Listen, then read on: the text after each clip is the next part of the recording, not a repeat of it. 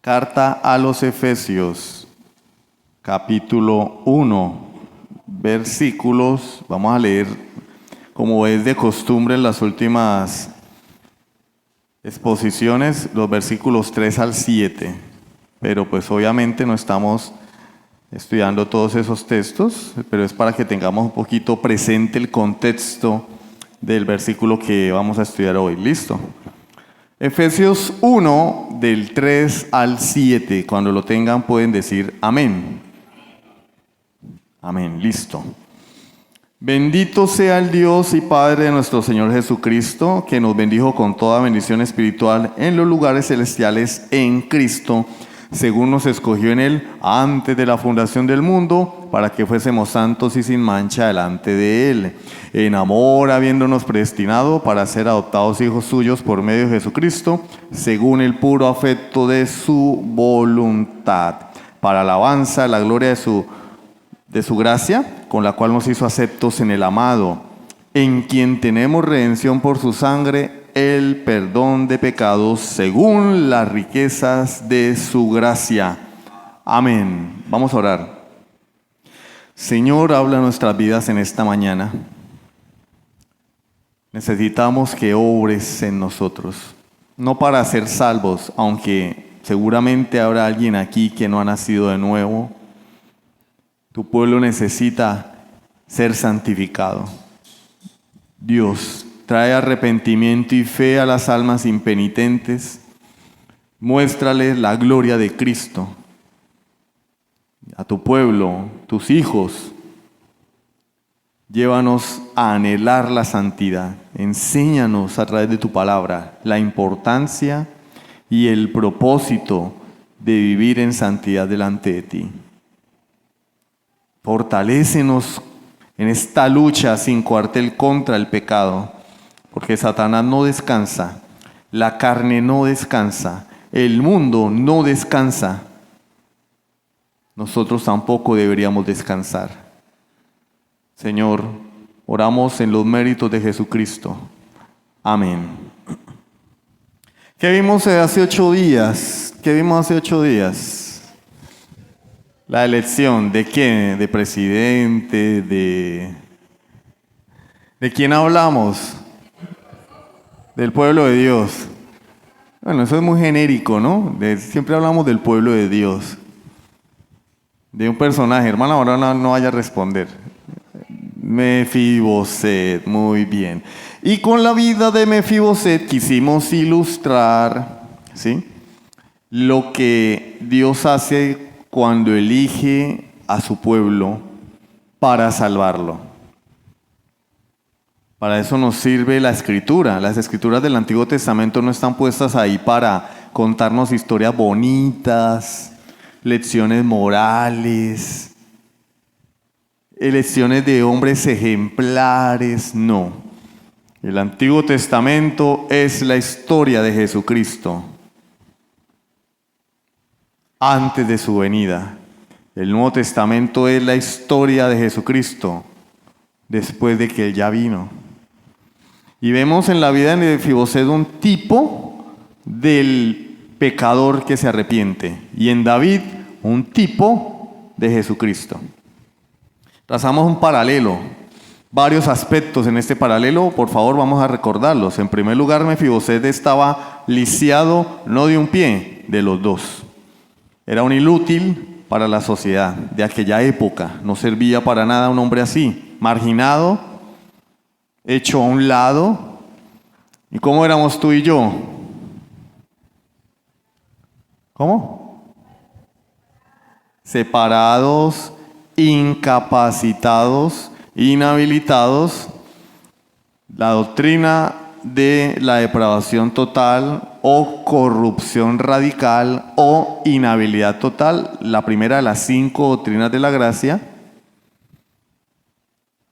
de Calvino. De Calvino, ¿sí? No, Calvino no las inventó, Calvino ya había muerto. De los que defendieron la sana doctrina del ataque de los arminianos, los seguidores de Calvino. Esto surgió en el sínodo de Dort. La primera, corrupción radical. Tú y yo estamos inhabilitados por causa de nuestro pecado. El hombre es pecador de la cuna a la tumba. Nacemos en pecado. No hay justo ni aún uno. No hay quien haga lo bueno. Todos se desviaron, a una se hicieron inútiles. No hay quien busque a Dios, pero mi abuelita, que era muy buena, sí. ¿Eso dice? No hay ni siquiera uno. No lo hay. No lo hay. Ah, se me había olvidado. Paguen los teléfonos porque... ¿Cierto? Pero bueno, la próxima ocasión les hago la publicidad nuevamente. No hay nadie bueno, ni tú ni yo. Mefiboset era inútil físicamente, tú y yo espiritualmente estábamos inhabilitados para acercarnos a Dios. ¿Dónde vivía Mefiboset? En una isla paradisíaca del Mediterráneo. Lodebar. ¿Qué significa Lodebar? Sin pasto, una tierra infértil, una tierra muerta, un lugar de olvido, un lugar de desolación. ¿Y dónde vivíamos tú y yo antes de venir a Cristo? ¿Dónde? En las mieles de la vida espiritual. Oscuridad y desolación espiritual. Muertos, estériles espiritualmente. ¿De quién era descendiente Mefiboset? Del mejor hombre del mundo, ¿cierto? Por sus venas corría la sangre más pura. No, era descendiente de un rey perverso, el rey Saúl, que apostató, que dejó a Dios, fue tras sus pecados, atentó contra el ungido de Dios, que fue el rey David. No solamente atentó contra él, lo traicionó. David le servía, ustedes recordarán que David servía a Saúl primero como soldado. Luego, cuando David fue poseído por un demonio que Satanás había enviado, ¿cierto? Dios, la Biblia dice, un espíritu de parte de Jehová lo atormentaba. Eso para los que les gusta agarrarse a pelear con los demonios, ¿no? Deberían leer un poco más la Biblia para que sepan que todo ocurre por voluntad de Dios. En lugar de agarrarse a pelear con el demonio, deberían doblar rodilla y humillarse ante Dios, que es lo que manda la Escritura, ¿no? Someteos pues a Dios, resistid al diablo y vivirá de vosotros, es lo que ordena la Escritura. Pero pues todos queremos ser super saiyajines, super saiyajin blue, fase 4, ¿cierto? Saúl atentó contra David a pesar de que David le servía. Saúl intentó asesinar a David muchas veces y le prometía no hacerlo y aún así faltaba a su palabra y a su promesa. Isboset se enfrentó a David por el reino. David era rey en Judá, pero Isboset tenía todas las tribus de Israel. Y cuando cae el gobierno de Isboset y David extiende sus dominios y es afirmado en el trono de Israel de manera definitiva, quedaba un descendiente de Saúl, nieto de Saúl, hijo de Jonatán, Mefiboset. Por lo tanto, lo más normal es que Mefiboset hubiera sido exterminado, porque era un enemigo del rey. Así él no hubiera atentado contra el rey, era del linaje del enemigo y en algún momento podría levantarse contra el rey. Entonces lo natural era acabar con esa descendencia. Y nosotros, ¿qué éramos? Super amigos, como Batman y Robin y Superman y la Mujer Maravilla, super amigos de Dios. No, enemigos de Dios por naturaleza, lo cual afirma Romanos 5:10. Si siendo enemigos fuimos reconciliados con Dios, Él nos reconcilió porque éramos sus enemigos. Mefiboset buscó a David. Un buen día se sintió aburrido de vivir en tanta pobreza y dijo, voy a buscar a David, a ver cómo arreglamos las cosas. ¿Sí fue así? David envía a buscar a Mefiboset. ¿Hay alguien de la casa de David con quien yo haga misericordia por amor de Jonatán? David busca a Mefiboset. Bueno, algunos hoy afirman que buscaron a Dios. Es más, sacan pecho, porque ellos sí pusieron de su parte. Pero la Biblia afirma que David fue quien buscó a Mefiboset, no porque en Mefiboset hubiera algo, porque lo que había en Mefiboset era reprobable desde el punto de vista físico, social, económico, no tenía absolutamente nada deseable para el rey. A pesar de ello, el rey lo busca. Y nosotros, Dios nos buscó por nuestro talento, ¿sí o no? Por nuestra belleza, nuestra fama, nuestra fortuna, o como enseñan hoy normalmente, tú tienes un potencial que Dios necesita. No, hermanos. Nos buscó por amor a su Hijo Jesucristo. La Biblia lo dice, según nos escogió en Él desde antes de la fundación del mundo, para ser santos y sin mancha delante de Él, en amor, habiéndonos predestinados para ser adoptados hijos suyos por medio de Jesucristo. Jesucristo es la causa de que Dios nos haya buscado. El pacto que Dios hizo, el Padre, con su Hijo Jesús en la eternidad, es la causa de que Él nos elija.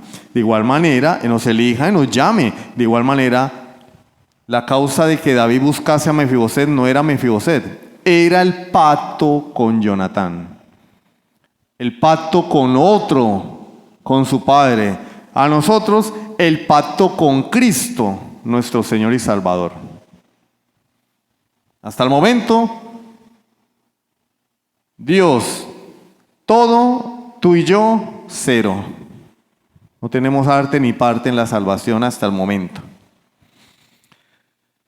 Mefiboset tenía temor, por eso no quería presentarse ante el rey, por eso su nodriza huyó con él cuando era niño y de ahí su accidente. Y tú y yo, el hombre sin Dios, porque nuestro deseo es que todos los que estamos acá estemos a cuentas con Dios, pero el hombre sin Dios huye de Dios, se esconde de Dios y por esa razón la gente no quiere oír el evangelio, por esa razón el creyente incomoda a donde llega. El creyente incomoda a donde llega, no porque sea mala gente, sino porque si es un creyente que vive en santidad, esa vida recta acusa a los demás, evidencia el pecado de los demás. Cuando tú eres creyente y llegas donde tus amigos incrédulos y ellos están contando chistes verdes y de doble sentido, tú te ríes con ellos. ¿Qué pasa ahí? Pero si tú eres un verdadero creyente que está buscando la santidad y llegas donde tus amigos inconversos y están hablando sus cosas, doble sentido, sus comentarios terrenales, tonterías, banalidades, y tú no participas de ello. Y cuando dicen cochinadas, te indignas, eso los ofende. El creyente muchas veces ni siquiera tiene que hablar para ofender. Su presencia ofende a los incrédulos. El creyente con su presencia ofende. Acusa con su presencia. Porque la otra persona sabe que es una persona recta, que es una persona que procura vivir en santidad delante de Dios. Pero cuando tú eres el alma de la fiesta, que todo el mundo quiere invitarte, todo el mundo quiere salir contigo, hay un problema, no eres creyente. No eres creyente. A algunas personas se les metió en la cabeza que el creyente tiene que caerle bien a todo el mundo. Error. El creyente es amado por sus hermanos y aborrecido por los incrédulos. Cuando de verdad los incrédulos conocen al creyente, pasan dos cosas. O anhelan venir a Cristo o lo rechazan. Porque es una persona que procura la santidad. Mientras tanto, el mundo se esconde de Dios y todo aquello que le recuerde su pecado, incluso la iglesia. Porque la culpa lo acusa y a nadie le gusta sentirse acusado. Así éramos tú y yo. No nos gustaba que nos predicaran, no nos gustaba venir a la iglesia. Hay personas que dicen, no, yo no voy para allá porque todo el tiempo pecado, pecado, pecado. Bueno, pero esa es la labor del predicador. De eso es lo que habla la Biblia, de cómo Dios se hizo hombre para reconciliar a los pecadores con Él. Lo que se llama el ministerio de la reconciliación. De manera que el predicador o los predicadores no están para entretener a la gente, están para exponer el consejo de Dios, llueva, truene, relampaguee, gústele al que le guste o disgústele al que le disguste. Esa es la labor del predicador, ser profeta en medio de una generación adúltera y pecadora y en medio de una iglesia mundanalizada, la iglesia moderna. Ese mensaje no es bien recibido, porque la culpa no es agradable. Mefibosé no quería estar delante de David, porque él sabía que él era enemigo por naturaleza del rey. Pero ¿qué pasó con Mefiboset? ¿David lo mandó a ejecutar? No. Devuélvale todas las propiedades a Mefiboset. Siba, tú las vas a administrar, y tú, Mefiboset, a la horca. Te sentarás a mi mesa, comerás mi comida y serás como uno de mis hijos. Lo adoptó. Y nosotros somos adoptados, somos hijos de Dios por adopción, en amor habiéndonos predestinado para ser adoptados hijos suyos por medio de Jesucristo, según el puro afecto de su voluntad, Efesios 1:5. Fuimos predestinados para ser adoptados como hijos suyos por medio de Jesucristo. Mefiboset recibió restauración y honra sin ningún mérito. Si tú has venido a Cristo, no hay mérito en ti. No saques pecho. Alguien dijo, llamarnos cristianos es una declaración pública de que éramos inútiles para acercarnos a Dios. Algunas personas consideran que cristiano es un nombre para sacar pecho en cualquier lado porque tenemos una moral más alta que la de los demás y cumplimos con esa moral. No, cristiano es, yo era un vil pecador y Jesús me salvó. Y lo que tengo, lo tengo por gracia, no por méritos. ¿Y Mefiboset qué había hecho para estar en la presencia del rey? Nada. Nada. No tenía méritos, tenía deméritos. Merecía lo contrario, la pena capital por ser descendiente del rey Saúl.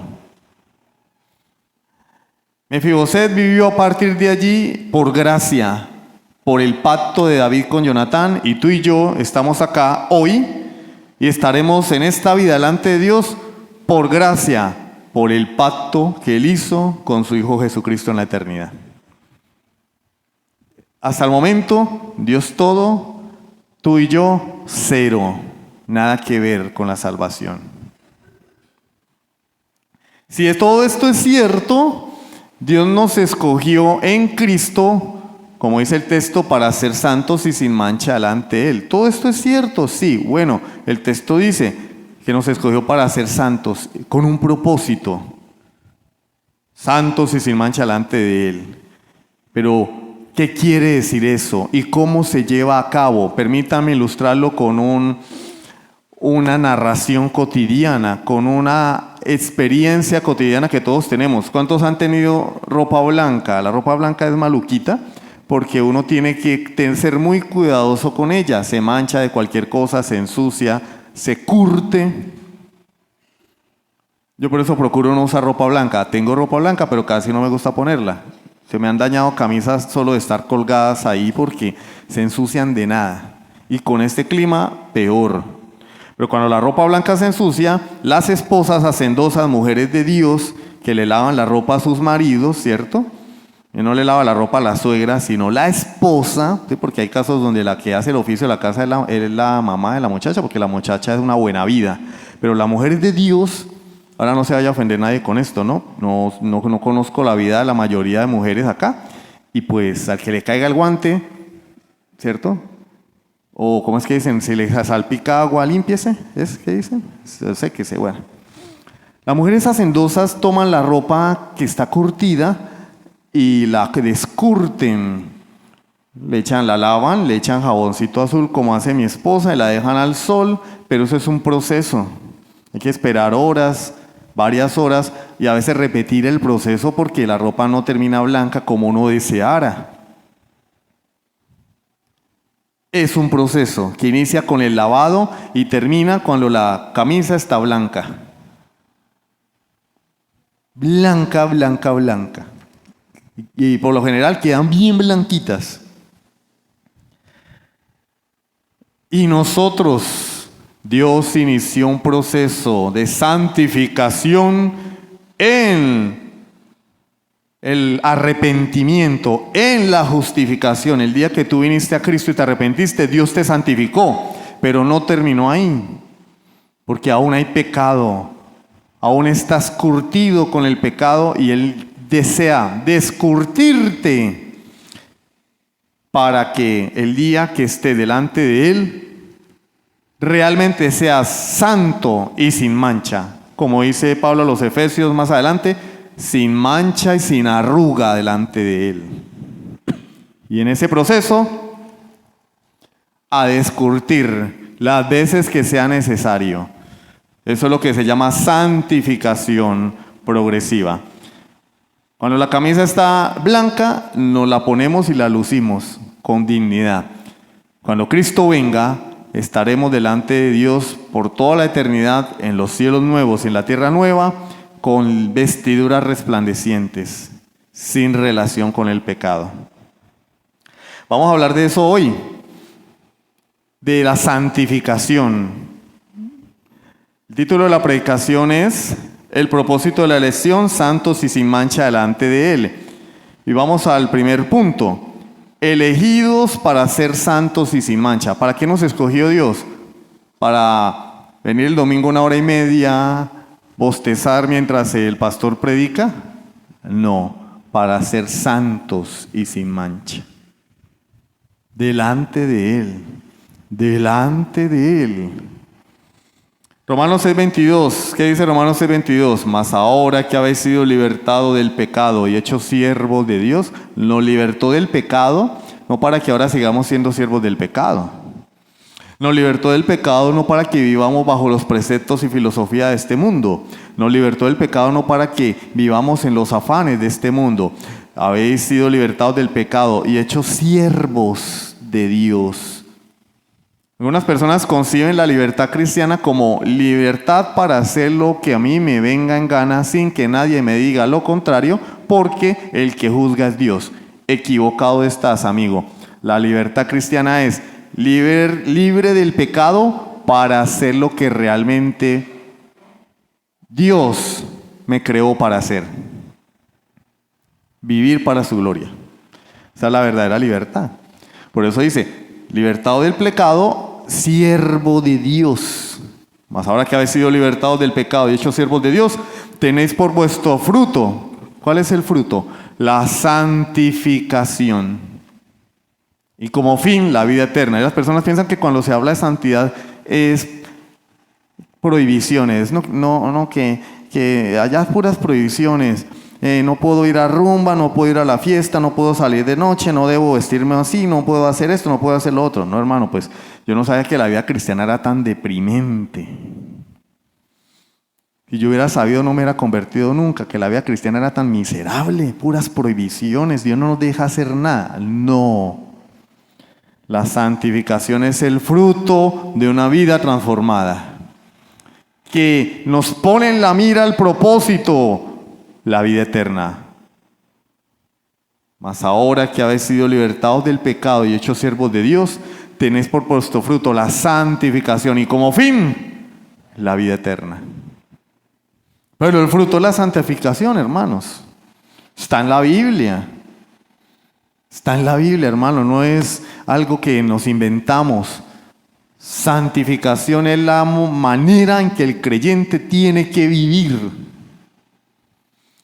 La palabra santo de la que habla Pablo aquí en Efesios 1 es la palabra griega agios. Significa apartado, consagrado a Dios. ¿Y dónde vemos eso? Éxodo 40, el tabernáculo, sus utensilios, etcétera, etcétera, etcétera. Se consagra algo es cuando se usa para algo exclusivo. Ejemplo, cepillo de dientes. El cepillo de dientes, en esos términos, puede ser un ejemplo de lo que es santo, porque el cepillo de dientes se usa para cepillarse los dientes y es personal, ¿sí o no?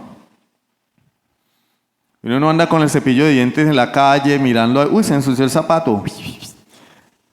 Le cayó algo mugre a la moto, o la moto mía, que es el baño de los pájaros. La moto mía es el baño de los pájaros. Yo la lavo, la parqueo y al ratico está adornada con los desechos de los pájaros. Y entonces saco el cepillo, uy, se ensució la moto. ¿Cierto? Voy a limpiar la cadena de la moto con el cepillo de dientes. No. Eso sería, en términos religiosos, profanar el cepillo, porque el cepillo tiene un uso exclusivo. Es para mí y para mi higiene bucal. Cuando algo que es consagrado a Dios se usa para otros asuntos, se llama profanación. Y tú y yo hemos sido consagrados y dedicados para Dios. Entonces, cuando tu vida, tus esfuerzos, tu mente, tu tiempo lo dedicas a otra cosa por encima de Dios, tú estás siendo un instrumento de profanación del nombre de Cristo. ¿Cómo la ven? ¿Cómo la ven? Tenaz, ¿cierto? Bueno. La santificación es el proceso por el cual Dios separa al creyente, al pecador arrepentido, lo separa del pecado y ahora lo consagra para sí. Lean Ezequiel 36. Cómo Dios toma a su pueblo de las naciones y lo consagra para Él. Y tiene 3 dimensiones, de las cuales vamos a ver 2 principales. La primera dimensión es la dimensión inmediata, cuando nos arrepentimos. La segunda es la progresiva, la vida cristiana, y la tercera es la glorificación cuando Cristo venga, cuando ya vamos a ser definitivamente perfectos. Ahora, ¿de cuáles quiero hablar yo hoy, ahorita, en este momento? La inmediata y la progresiva. Santificación inmediata. ¿Cuándo se llevó a cabo? En la conversión. La progresiva, toda la vida. Fuimos santificados en la conversión, pero durante toda la vida Dios va a tratar con nosotros para cada día hacernos más y más santos. ¿Qué naturaleza tiene la santificación inmediata? Posicional. No estamos en el cielo, no somos perfectos, pero para Dios estamos sentados en lugares celestiales con Cristo. Para Dios somos perfectos, porque Él legalmente lo declaró, aunque en la práctica no seamos perfectos, porque la justificación es una declaración legal. El que se arrepiente es justificado, declarado justo, pero no es justo en todo el sentido de la palabra. El que se arrepiente es santo delante de Dios, apartado y consagrado para Dios, pero no es perfecto. Dios lo perfeccionará a lo largo de toda la vida. Filipenses 1:6. Estando persuadidos de esto, que el que comenzó en vosotros la buena obra, la va a dejar así, ¿cierto? Ya te arrepentiste, Yo lo único que necesito, hijo, es que vengas el domingo a culto 1 hora y media. Eso sí, llega tarde, no importa. Eso es lo que necesito yo de ti, no necesito más. El que comenzó la buena obra en vosotros la perfeccionará hasta el día de Jesucristo. Hay un crecimiento espiritual en el creyente, porque la santificación es progresiva, es práctica. La base de la santificación inmediata, la obra de Cristo, la imputación. Ustedes saben lo que es imputación, ¿sí? A nosotros nos fue imputada la vida perfecta y la muerte de Cristo, de manera que para Dios somos perfectos en Cristo y no tenemos deuda con Él porque Cristo ya la pagó. En Cristo no tenemos deudas con Dios. Y a Él le fue imputado nuestro pecado y nuestra condenación. Cristo murió en la cruz como el peor de los criminales y tuvo que pagar tu deuda y la mía, deuda penal con Dios. Imputación, cambio de expediente, ejemplo, Jesús y Barrabás. Jesús murió en la cruz como un criminal que era Barrabás. Barrabás salió libre, como si nunca hubiera hecho nada, como si hubiera vivido la vida de Jesús. Tú y yo somos Barrabás.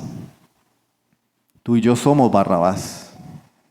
No te creas bueno. Yo sé que hay gente que se cree buena, hermano, porque ni a culto vienen, porque no necesitan de Dios. Déjame decirte, tú eres Barrabás, no eres bueno. Y nunca lo serás hasta que Cristo venga. Si eres creyente, estás siendo santificado. Si no eres creyente, arrepiéntete, para que Dios produzca en ti obras dignas del Evangelio.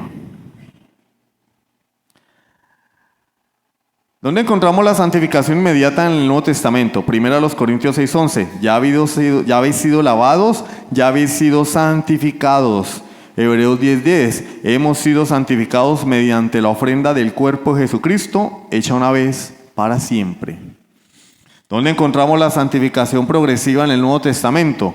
Filipenses 2, del 12 al 13, ocupaos en vuestra salvación con temor y temblor, porque Dios es el que produce en vosotros el querer como el hacer por su buena voluntad.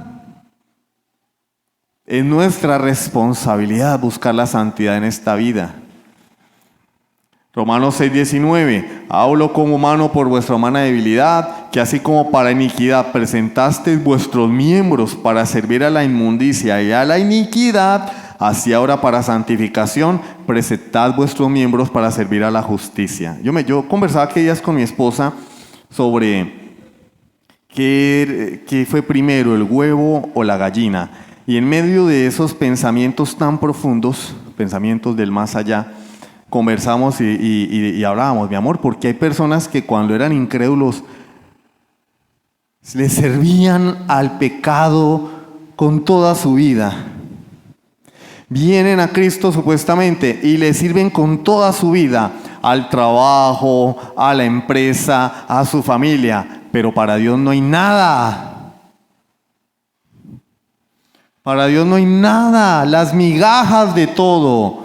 Y digo, porque no se ha cumplido lo que dice Romanos 6:19. Con el mismo ímpetu que le servían a Satanás, con el mismo ímpetu que viven su vida secular, entre comillas, no tienen el mismo ímpetu para Dios. En ellos no se cumple Romanos 6:19.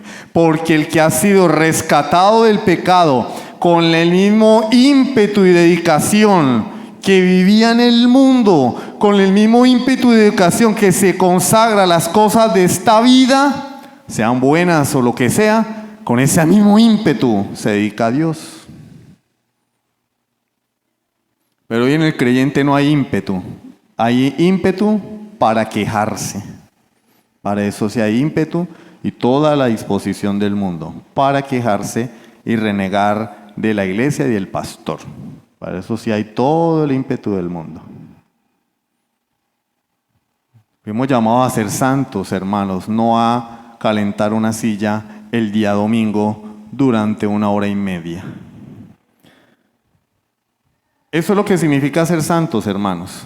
Ahora hay algo más. Porque la santificación es consagración, ser apartado. Pero Pablo nos deja allí. Pablo dice, para ser santos y sin mancha delante de Él. ¿Qué significa ser sin mancha? Sin defecto, irreprochable, sin culpa, sin arruga. Perfección. Y era tipificada por las víctimas inocentes del antiguo pacto que expiaban el pecado del pueblo. ¿Y dónde vemos eso por excelencia? En Cristo. Él es el sacrificio expiatorio perfecto. Por eso Cristo tenía que haber vivido una vida perfecta en este mundo. Porque el sustituto tenía que ser inmaculado, sin defecto alguno. Y eso es lo que Dios se propone contigo y conmigo, hacernos perfectos como su Hijo Jesucristo. Primera de Pedro 1:19 dice que Jesucristo fue sacrificado como un cordero sin mancha y sin contaminación. De manera que el Señor no solamente nos apartó, también nos purifica. Nos purifica. La elección de Dios apunta a una vida sin mancha delante de Dios. Filipenses 2:15, para que seáis irreprensibles y sencillos, hijos de Dios sin mancha en medio de una generación maligna y perversa. ¿En dónde estamos? Una generación maligna y perversa, donde abunda el pecado. Y allí es donde el creyente tiene que camuflarse. ¿Sí? No. Tiene que resplandecer, dice el texto, en medio de la cual resplandecéis como luminares en el mundo. Dios no nos mandó a camuflarnos. El cristiano no es un camaleón que está con los compinches del fútbol y se camufló. Está con los compinches del trabajo, con los de la universidad, y nadie sabe que es creyente, ni la mamá se ha dado cuenta que es cristiano. Si no lo ven entrando por esa puerta, nadie piensa que sea creyente. Es más, si entra por esa puerta, lo que da es mal testimonio. No, hermanos. Luminares. En medio de un mundo sumido en el pecado, el creyente debe ser es luz. Iluminar. Mostrar la gloria de Dios en Cristo. Tito 2:14. Quien se dio a sí mismo por nosotros. ¿Para qué se dio Cristo a sí mismo por nosotros? Para que vivamos relajadamente en este mundo, para redimirnos de toda iniquidad y purificar, hacernos puros. ¿Para quién? Para sí, un pueblo propio, celoso de buenas obras. Nosotros somos celosos con todo, celoso con el carro, con la moto, con la casa, con el trabajo. No, es que yo soy trabajónico, yo soy celoso del trabajo, pero la Biblia no dice que Dios te llamó a eso. La Biblia dice que Dios te llamó para ser celoso de buenas obras. Muéstrame tus obras. Tú dices que tienes fe. Excelente. Yo tengo obras. Muéstrame tu fe sin tus obras. Yo te mostraré mi fe por mis obras. Yo soy creyente. A ver pues. Pongamos aquí en esta mesa evidencias de que eres creyente. ¿Dónde están tus obras de fe? Tus obras que evidencian una vida arrepentida, una vida piadosa, una vida consagrada. Porque decir que soy creyente de boca es muy bacano, es muy chévere. Pero como ya todos sabemos, no todo el que me dice Señor, Señor entrará en el reino de los cielos, sino el que hace la voluntad de mi Padre que está en los cielos. Un pueblo celoso de buenas obras. De manera que el propósito de Dios al elegirnos no es solo salvarnos. No es que Dios dice, bueno, pues los voy a salvar del infierno y ya. No, es una transformación moral y espiritual para que cada día nos parezcamos más a Él. Eso nos lleva a nuestro segundo punto, relación entre elección y santificación. ¿Qué relación hay? La Biblia dice, según nos escogió en Él, antes de la fundación del mundo, para ser santos y sin mancha delante de Él. ¿Qué evidencia bíblica hay de que Dios me escogió para hacerme santo? Aparte de Efesios 1, ¿dónde encontramos eso? Fácil, la cadena de oro de la salvación, Romanos 8, 29 al 30. El 28 dice, y sabemos que a los que aman a Dios todas las cosas les ayudan para bien. Esto es a los que conforme a su propósito son llamados. Porque a los que antes conoció también los predestinó para que fuesen hechos. ¿Cómo? Para que fuésemos hechos como la gente del mundo, como Bill Gates, como Elon Musk, como los que celebraron Halloween el fin de semana. ¿Celebraron Halloween? ¿Sí? Pero no, pues ¿qué tiene de malo llevar al niño a pedir dulce? Sigan así. Para que fuesen hechos conformes a la imagen de su Hijo. La meta es ser como Cristo, hermano. Ese es el baremo, ese es el estándar, esa es la medida. Para ser hechos conformes a la imagen de Jesucristo. Tú no te midas con tu hermano que está al lado, porque si miras al de al lado estás en la inmunda. No te midas con el pastor, Cristo es la medida.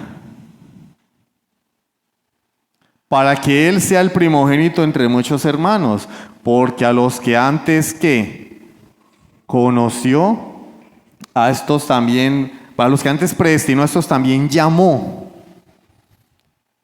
A los que llamó, a estos también justificó. Y a los que justificó, a estos también glorificó. La cadena de obra de salvación no se rompe. Pero si Dios te eligió desde antes de la fundación del mundo, tú vas a ser como Cristo, llueva, truene o relampaguee. Y si tú no estás siendo formado para ser como Cristo, hermano, es doloroso. Es porque Dios nunca te eligió. Terrible, terrible. Esto tiene que sacudir nuestras vidas, hermano. Amigos, creyentes que creen, incrédulos que creen que son creyentes porque están aquí hoy. Y yo sé que me van a mirar mal y me van a recordar a mi mamá en sus corazones. Yo a mi mamá la recuerdo todos los días, hermano. Pero me la quieren recordar en sus corazones, así como a los árbitros, bienvenido sea, hermano. Porque como yo le dije a algunos, yo no estoy aquí para caerle bien a nadie, ni para que me quieran. El Señor me ha dado la fortaleza para decir la verdad al costo que sea. Si tú no estás dando fruto de santificación, estás muerto. Estás muerto. Inevitable la condenación eterna para ti. Pero si hay vida, aún tienes esperanza. Pero no te engañes, amigo. No te engañes que porque tu mamita te llevaba a la iglesia, porque te bautizaron, porque tienes amigos que dicen que son creyentes. Algunos piensan que la salvación es por ósmosis, ¿no? Yo me junto con el que creo que es creyente y se me pega. No, hermanos. La salvación es personal. Y el estándar es Cristo. El estándar es Cristo, amor. Hacia allá nos quiere llevar Dios. Para eso nos predestinó. Para ser como su Hijo Jesucristo. Primera de Pedro 1:2. Elegidos según la presciencia de Dios. No necesito explicarlo acá porque ustedes ya tienen tiempo. La presciencia de Dios, conocimiento íntimo de Dios Padre en santificación del Espíritu. Santificación del Espíritu. Para obedecer, no por obedecer, para obedecer. ¿Para qué Dios nos apartó? ¿Para qué? Respondan ustedes. ¿Para qué? ¿Para qué? ¿No se escucha?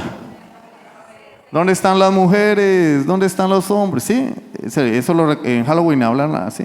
¿Dónde están? ¿Para qué? Para obedecer. ¿Estás obedeciendo? Es la pregunta. Uy, ahí sí como que no me gustó ese pedacito. Bueno, Él te eligió y te santificó para obedecer. ¿Estás obedeciendo? Es la pregunta. ¿Estás obedeciendo? Si la respuesta es no, entonces tiembla. Porque es muy posible que ni santificado ni elegido. Esto es terrible, hermano. Aquí no está en juego un almuerzo, unas vacaciones, una casa, un carro, una moto, ni una empresa. Aquí está en juego el destino eterno, tu destino eterno, hermano. Tal vez sea la última vez que oigas este mensaje. Como muchos que murieron este fin de semana sin Cristo, por estar en el lugar y en el momento inapropiado. Para ellos, para Dios, era el lugar y el momento. La santificación, hermanos, es consecuencia del proceso de elección de Dios. De manera que la elección no nos conduce hasta la mitad del camino, hermanos. Nos lleva hasta el final. Él nos va a llevar hasta el final. No nos guía a la conversión solamente. Busca nuestra perfección. Dios se ha propuesto hacernos santos, limpios de todo pecado, separados enteramente para Dios y su servicio. Por eso, hermano, es que cuando hay personas que constantemente dicen, no tengo tiempo, hermano, a mí me da tristeza con ese tipo de creyentes. No tengo tiempo, es la respuesta de alguien que está mal. No tengo tiempo es la respuesta de alguien que no entiende el Evangelio. De una persona que su prioridad no es Dios. Si es salvo o no. Pero es muy lamentable el estado de una persona que ante el llamado de Dios diga, no tengo tiempo. Porque la santificación es para que le sirvamos a Dios con todo nuestro ser. Para eso nos llamó. Para Él. Entiéndanlo, hermanos. Santo significa consagrado a Dios. Propiedad de Dios. Pertenencia exclusiva de Dios. Y Dios es celoso con su pueblo y con lo que le pertenece a Él. En tercer lugar, ¿por qué razón Dios nos santifica? Bueno, hermano, lo que pasa es que usted, pastor, nos tiene entre ojos. Usted nos tiene entre ojos y nos quiere amargar el domingo, que es el día de descanso, y ahorita tenemos un plan súper maravilloso de salir a pasear. Bueno, si les amargo, miren, si yo les amargo el día hoy a ustedes, me voy a ir con una sonrisa para la casa. Va a ser uno de los días más felices de mi vida. Si con la predicación les arruino el día a ustedes. Si ustedes se van de aquí reflexionando, meditando, sintiéndose culpables, hermano, yo diría, gracias, Señor. Reflexionando y meditando, oiga, ¿verdad? Yo estoy haciendo las cosas mal. Me he equivocado con Dios. Estoy viviendo la vida cristiana de manera muy ligera. Estoy siendo seducido por el mundo. No le estoy dedicando tiempo a Dios. Señor, perdóname. Si salen contristados de este lugar, yo habré cumplido mi propósito aquí. Y será una señal indubitable de que el Espíritu Santo está obrando en sus vidas. Pero el problema es que domingo tras domingo, las personas salen como llegaron. Y es triste, porque es una señal de que los corazones están endurecidos y algunos entregados por Dios a sus pasiones desordenadas. ¿Y por qué la elección? ¿Por qué Dios nos quiere santo, hermanos? Todo tiene que ver con Dios. Él es santo, Él es perfecto, Él es otro. Él no puede tener comunión con nada que no se asemeje a Él. Por eso Dios hizo al hombre a su imagen y a su semejanza. Por eso la creación tiene la marca divina. Toda la creación testifica quién es Dios. Es un destello pequeño de la gloria de Dios. El hombre es la imagen de Dios. Pero llegó el pecado, hermanos, y distorsionó la imagen de Dios en el hombre. Ahora Dios no puede tener comunión con el hombre por causa de su pecado. Y solo si el hombre vuelve a ser santo y perfecto, puede volver a la comunión con Dios. El problema, el hombre no puede por el pecado. Pero Dios quiere tener comunión con el hombre. ¿Qué hace Dios? Envía a su Hijo para que pague la culpa del pecador, para que lo compre con su sangre. Y ahora el hombre en Cristo puede volver a la comunión con Dios. Pero esa comunión no será perfecta hasta el día que Cristo venga y no tengamos relación con el pecado. Nuestros cuerpos sean transformados y ahí sí podremos tener una comunión perpetua, eterna, perfecta con Dios. Ese día se cumplirá el propósito por el cual Dios nos creó.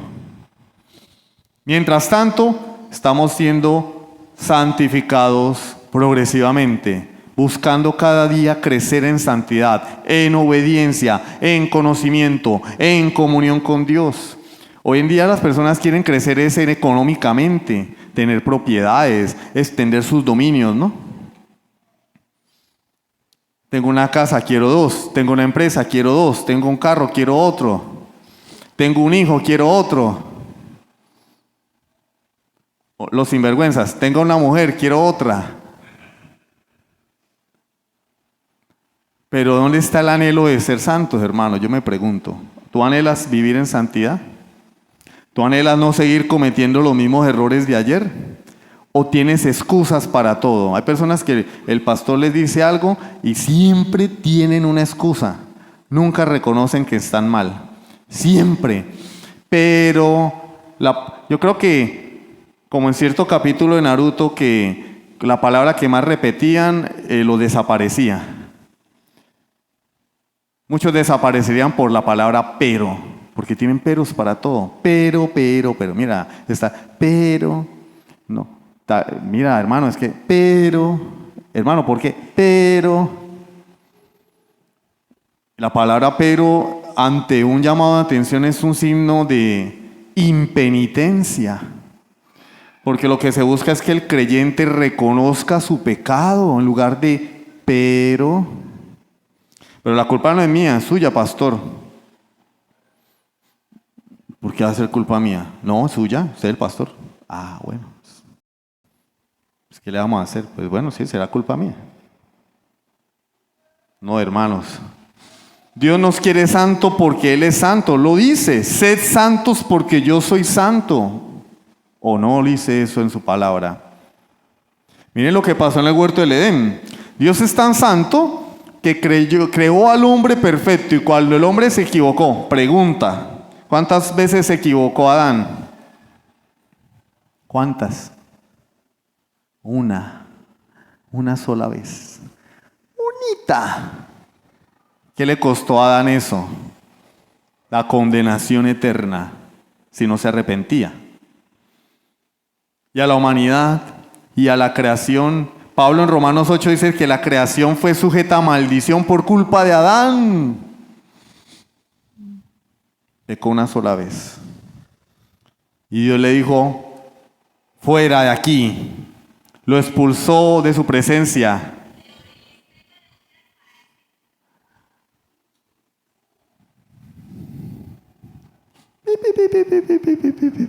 Bueno, ¿qué más? Lo expulsó de su presencia para siempre.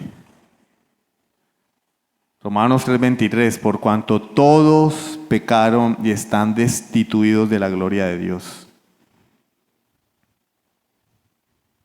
¿Qué pasó con Moisés cuando Dios lo llama en Éxodo capítulo 3? Quita el calzado de tus pies. Yo no soy cualquiera, Moisés. A mí tú no me vas, yo contigo no jugué metras, dicen aquí. Quita el calzado de tus pies, porque mi presencia está aquí. Esta tierra es santa, porque yo estoy acá. Quita el calzado de tus pies. Y el pueblo de Israel se apartaba. Moisés, ve tú a hablar con él, no sea que seamos destruidos. Esa es la santidad de Dios. ¿Qué pasó con Nadab y Abiú en Levítico 10? ¿Se han leído? Ofrecieron a Dios un fuego, un incienso que no les había sido mandado. Tenían buenas intenciones. Vamos a alabar a Dios. Sí, ¿cómo alabar? No, vamos a alabarlo con una obra de teatro, con una película. Vamos a poner las danzarinas. Vamos a poner una pastora. ¿Qué tiene de malo? Bueno, ¿qué tiene de malo que cayó fuego del cielo y los consumió? Murieron quemados vivos. Pero el castigo fue más allá, porque Dios le dijo a Aarón, te callas y no quiero ver una sola lágrima por esos dos impíos. Le prohibió llorar a sus hijos, so pena de muerte. El que llore por esos dos se muere.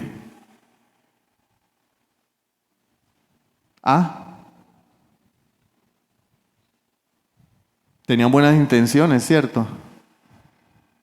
Pero desobedecieron a Dios porque Dios es santo. Atentaron contra la santidad de Dios. De hecho, Él lo dice, en medio de mi pueblo yo me santificaré. Así se santificó Él. Cobró por la derecha. Pecaron, tenga.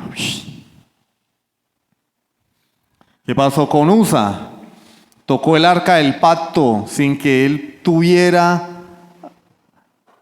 No había autorización para nadie tocar el arca del pacto. Él era de los coatitas, una familia de la descendencia de Leví. Los coatitas, él sabía, él no es que pobrecito, él no sabía que si tocaba el arca iba a morir, lo sabía. Pero él tenía buenas intenciones. El arca se fue a caer y él quiso impedir que el arca se estrellara contra el suelo porque se iba a ensuciar el arca o le iba a pasar algo. Y es que ustedes creen que Dios necesita que el hombre lo sostenga. ¿Ustedes creen que es más pura la mano de Usa que la tierra que Dios creó y que cumple la voluntad de Dios? Porque la tierra cumple la voluntad de Dios. La tierra no es como nosotros, que Dios nos dice, haz esto, y nosotros decimos, no puedo, no tengo tiempo, es que patatín, patatán. No, la tierra hace lo que Dios ordena. Es más santa la tierra que el hombre. Y Usa creyó que él era más bueno que Dios, extendió su mano y la ira de Dios cayó sobre él y murió inmediatamente por su pecado. Los buenistas, no, pero Dios cómo lo fue a matar, no es que él iba a sostener el arca. Dios había dado una orden, nadie la va a tocar y la van a mover sobre unas varas de madera, no sobre bestias. Desde un comienzo lo habían hecho mal. Y ahí estuvo el juicio de Dios. Isaías, cuando ve a Jesucristo en su gloria, porque la visión que él tiene es de el eterno Hijo de Dios sentado en el trono. Que ya tú sabes. Señor, pues no te he obedecido porque tú ya sabes cómo es. No, usted ya sabe cómo es la cosa. No, ¡ay de mí! Mire, hermano, Isaías, les aseguro, como dicen, como saber que hay uvas, era más santo que tú y que yo. Se los aseguro. Sin embargo, Isaías dijo, ¡ay de mí, maldito soy! Porque siendo un hombre de labios inmundos y morando en un pueblo de labios inmundos, mis ojos han visto a Dios. ¡Ay de mí, maldito sea yo! Cuando el hombre está cerca de Dios, hermano, es más consciente de su pecado. Por eso es tan crítico cuando hay creyentes o personas que dicen ser creyentes y no les penetra la palabra de Dios. Sus vidas no son transformadas, sus vidas no están siendo santificadas, no están cerca de Dios. Se están alejando de Dios o en su defecto nunca han tenido relación con Dios, porque cuando el hombre se acerca con Dios es más consciente de su miseria, de su debilidad, de su necesidad de Dios. No justifica su pecado, porque antes de que alguien lo señale y lo amoneste, él ya sabe que pecó contra Dios y se siente mal. Caso contrario, la impenitencia de muchos creyentes que persisten en justificar sus vidas. ¿Qué pasó con Pedro cuando el Señor hace milagrosamente que los peces se lleguen a las redes? La llamada pesca milagrosa. ¿Qué dice Pedro? Apártate de mí porque soy hombre pecador. No, Señor, ven dentro de 8 días otra vez. Vamos a montar una empresa en sociedad aquí, tú y yo. Tú traes los peces y yo los agarro. Y nos vamos a hacer millonarios porque como creyentes hemos sido llamados a ser lo mejor del mundo y a ser significativos en este mundo. Y con esa empresa vamos a sembrar en el reino y vamos a... No, hermano. Él sabía ante quién estaba, entendió quién era el que estaba parado ahí y dijo: Señor, apártate de mí, soy hombre pecador. Tú eres santo, eres perfecto, yo no soy digno que estés delante de mí, Señor. ¿Qué pasó cuando el Señor calma la tempestad?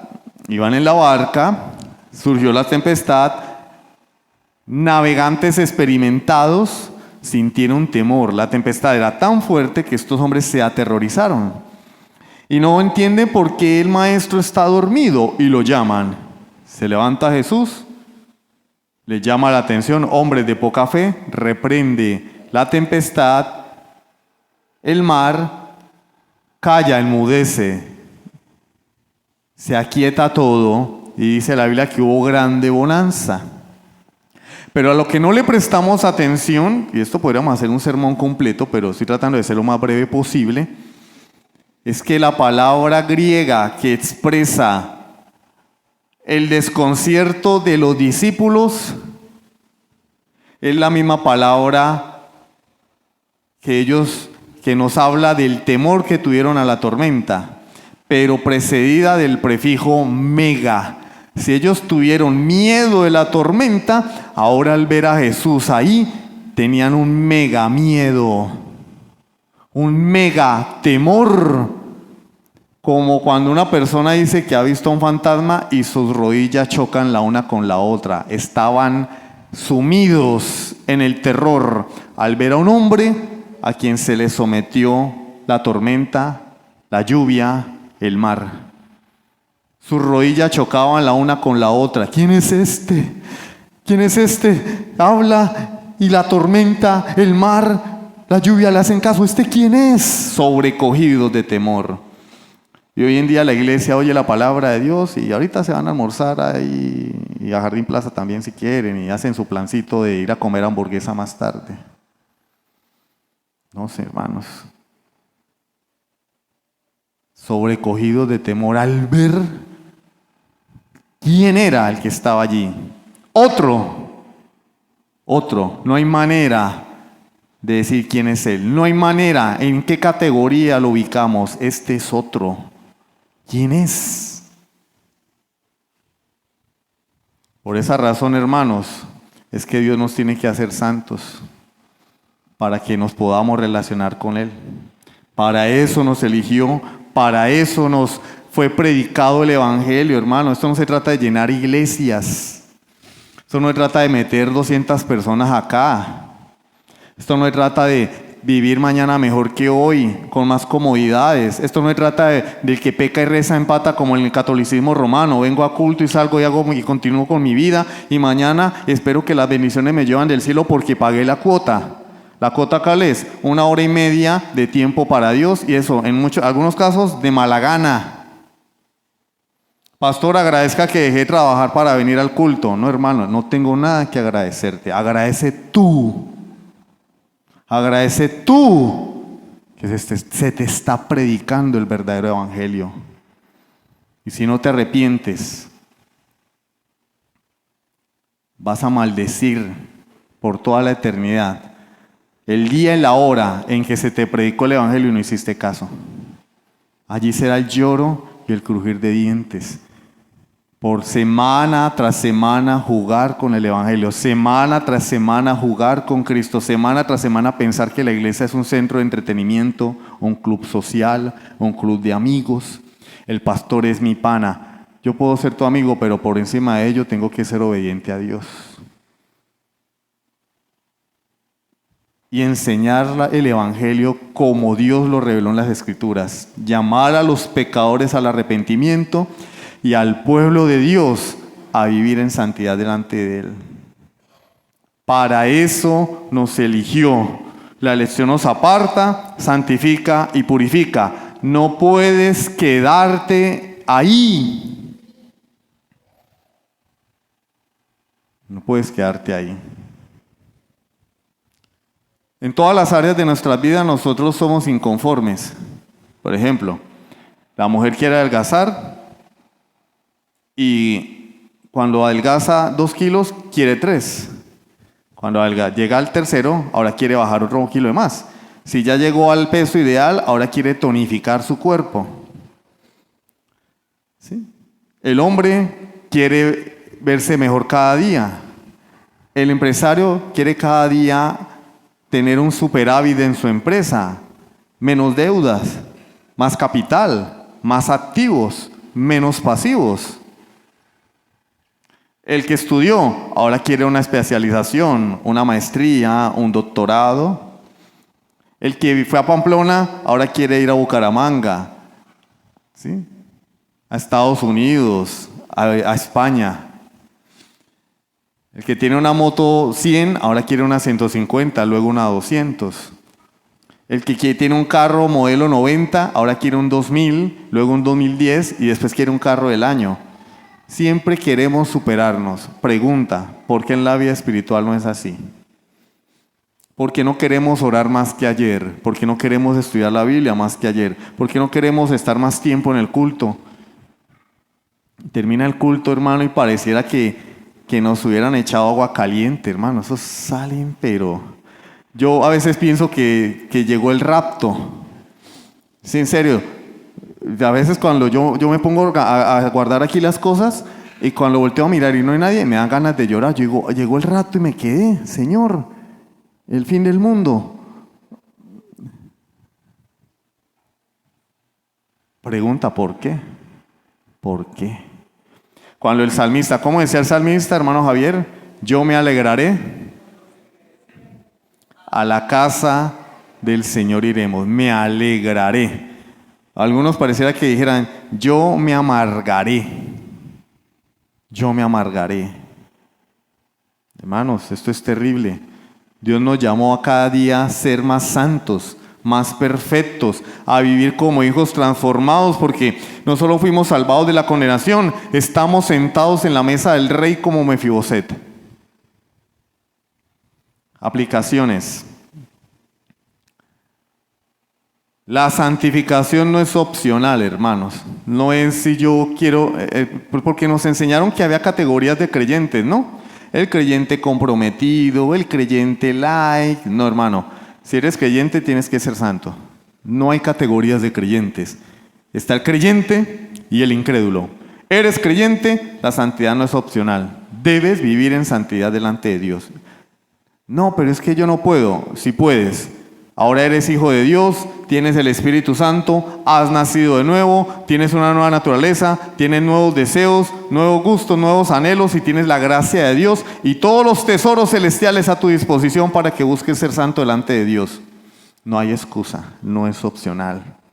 Sin santidad nadie verá al Señor, Hebreos 12:14. Al cielo no van a ir creyentes no santos. No va a haber tal cosa. La palabra de Dios dice que allá no va a encontrar nada corrupto. Sin santidad nadie verá al Señor. No es un discurso mío, está en la Biblia. Lo tomas o lo dejas. Quiero ser santo, no quiero ser santo, listo. No vas a ver a Dios, porque sin santidad nadie verá a Dios. La elección no es solo para salvación, es para transformación. El propósito es hacernos conformes a la imagen de su Hijo Jesucristo. Dios no te salvó para dejarte ahí. Te bautizaste y ya. Te salvó para hacerte como Jesús. La vara está bien alta, es Jesús. ¿Cuánto te pareces a Jesús? Sería la pregunta. ¿Te estás pareciendo a Cristo cada día? ¿O eres de los que dice, yo soy así? Bueno, los yo soy así no entrarán al reino de los cielos porque el propósito es que seamos como Jesucristo. Yo soy así, a otro perro con ese hueso. Yo soy así, es un incrédulo pretendiendo ser cristiano. Debería ser, yo no soy como Cristo, pero anhelo ser como Él. Esa es mi meta. Así debería hablar todo creyente.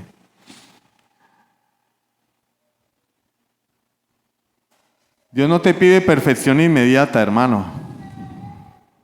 Dios no pide. Algunas personas dirán, el pastor se cree más bueno que la leche.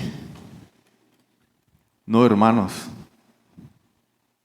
Yo necesito también ser santificado. Necesito ser capacitado por Dios. Necesito morir a mí mismo todos los días. Necesito que Dios continúe su obra en mí. Necesito matar ese orgullo, esa soberbia, esa autosuficiencia que batalla contra la obra de Cristo dentro de mi corazón. Necesito asesinar a ese viejo hombre. Necesito hacerlo. Si quiero estar en comunión con Dios. Si quiero seguir parándome aquí. Necesito que Dios me capacite para vencerme a mí mismo. Yo no me creo mejor que los demás, hermanos. Pero sí soy consciente de mi necesidad de Dios, de mis imperfecciones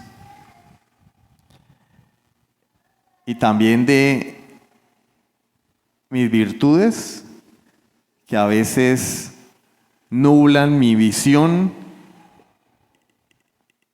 y mi carne me lleva a pensar que soy mejor de lo que realmente soy. Cuando nos enfocamos mucho en nuestras virtudes, a veces olvidamos que somos pecadores salvos por gracia. Dios no nos pide perfección, hermanos, pero sí nos pide una entrega continua.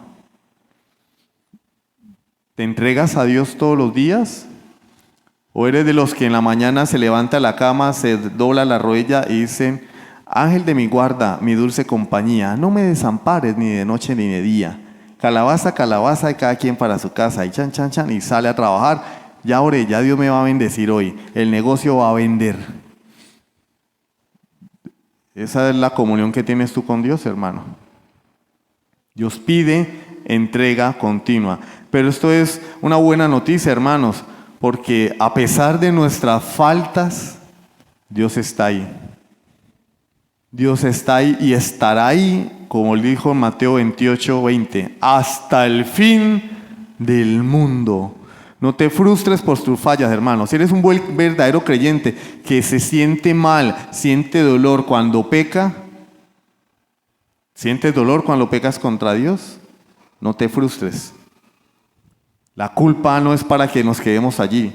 La culpa es para que miremos a Dios. Él no te pide perfección, pero sí te pide entrega continua y sincera de todo corazón. La santidad afecta a las relaciones. ¿Reflejas pureza? ¿Tu vida refleja humildad y amor en tu familia, trabajo? ¿Qué estás reflejando al mundo hoy? ¿Qué estás reflejando en tu hogar? ¿Eres de esos que se levanta todos los días diciendo, me voy a comer al mundo? ¿O eres de los que dobla rodillas y suplica a Dios que le fortalezca para enfrentar la vida? ¿Qué estás reflejando, amigo y hermano? Y finalmente, la santidad es visible. Al igual que la fe sin obras es muerta, la santidad, si no es visible, no existe. No existe santidad. La santidad no es una actitud de, ay, mire ese hermano, ay, menos mal yo sí. Ay, mire, yo sí hago el devocional, yo sí fui a culto. No, hermano, eso no es santidad. Pero santidad tampoco es, ay, no, yo no voy a culto, pero Dios ya sabe, porque Dios ya sabe. No, hermanos, la santidad es visible. La santidad debe verse, así como la fe debe verse a través de las obras. Permítanme, les regalo una frase para finalizar. Dios no solo nos escoge, nos lava, nos forma y nos viste de blanco para que podamos estar delante de Él santos y sin mancha en amor. Porque Pablo no termina allí. Según nos escogió en Él antes de la fundación del mundo, para ser santos y sin mancha delante de Él, en amor, habiéndonos predestinado para ser adoptados hijos suyos, puntos suspensivos. En amor. El eje de toda esta obra es el amor. Y es lo que vamos a ver dentro de 8 días. El amor de Dios. Santidad en amor hacia Dios y hacia el que tienes a tu lado, hermano. El que tienes al frente, el que está a tus espaldas, el que no vino porque estaba enfermo. Santos y sin mancha, delante de Él, en amor. Vamos a orar.